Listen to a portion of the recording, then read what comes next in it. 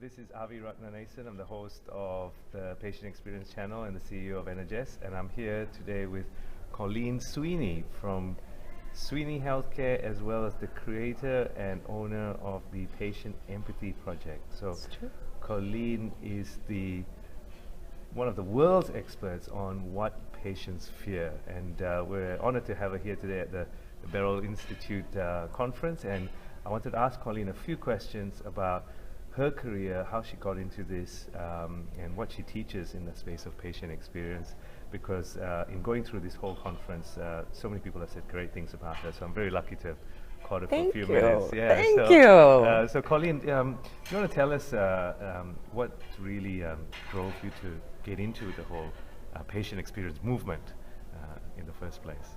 Well, I was what is now called a patient experience officer, probably starting about 10 years ago, where there wasn't a lot of resources out there. So the Beryl Institute did not exist at the time. So you were on your own to figure it out.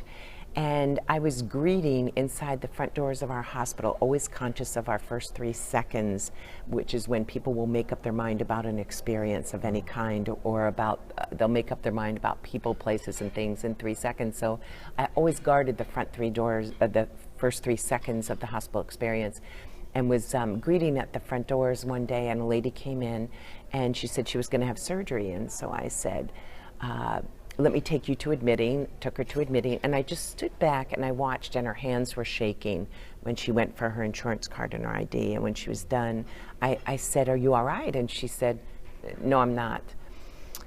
And I said, what is it? And she said, the last 3 times I was at your hospital, the person I was here with, they died. And I said, I'm so sorry. And I went into this little spiel about how when it comes to quality, our hospital is one of the best. And she said, oh no, I understand. It's just that that's the only thought that I have in my head when I pull into your parking lot. And it made me realize that every one of us is a prisoner of a past experience. And when we take care of a patient, we not only take care of them, we take care of every experience they've ever had leading up to that moment.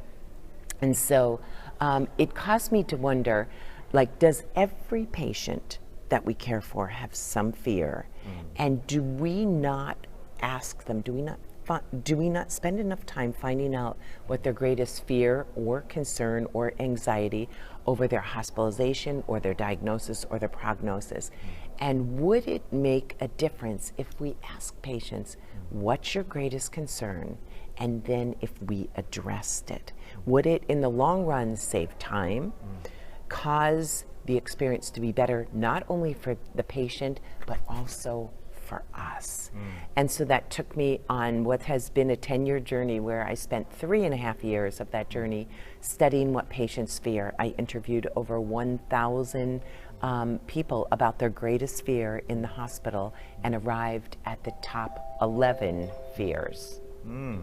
I mean, that's so interesting. One of the things that we do is we analyze a lot of feedback that's come through text, the electronic text, and pull out some of the emotional context of a lot of that feedback. And what did you find were some of the major fears with patients when they were going through the hospital journey?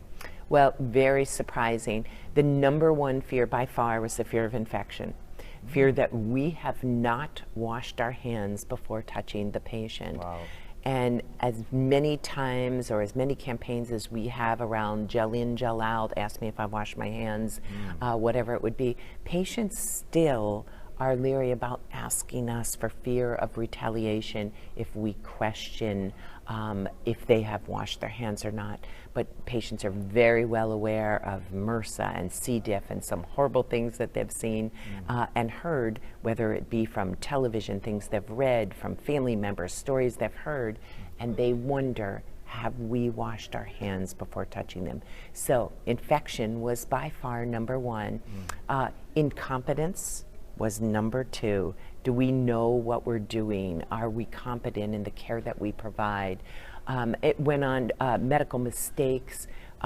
Fear of needles was #1 among men under the ages of 25. And so fear of needles was huge.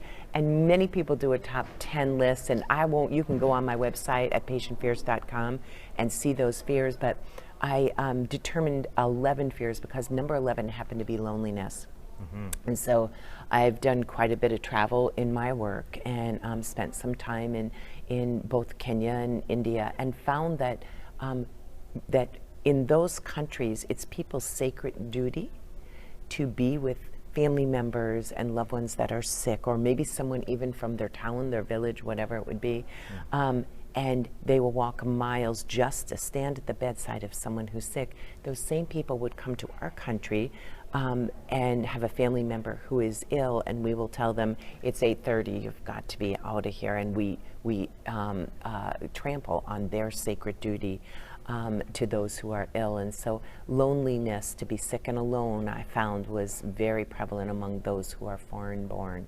Right. And so I thought it was that important that we include it. Yeah, fantastic. So in summary, some of the biggest fears patients have from their perspective is surprisingly fear of infection, and also that fear of loneliness and being alone. Okay, well, thanks very much, Colleen. I just wanted to get that out, and hope you have a great conference. Thank you. Okay. Thank you. You take care. Okay.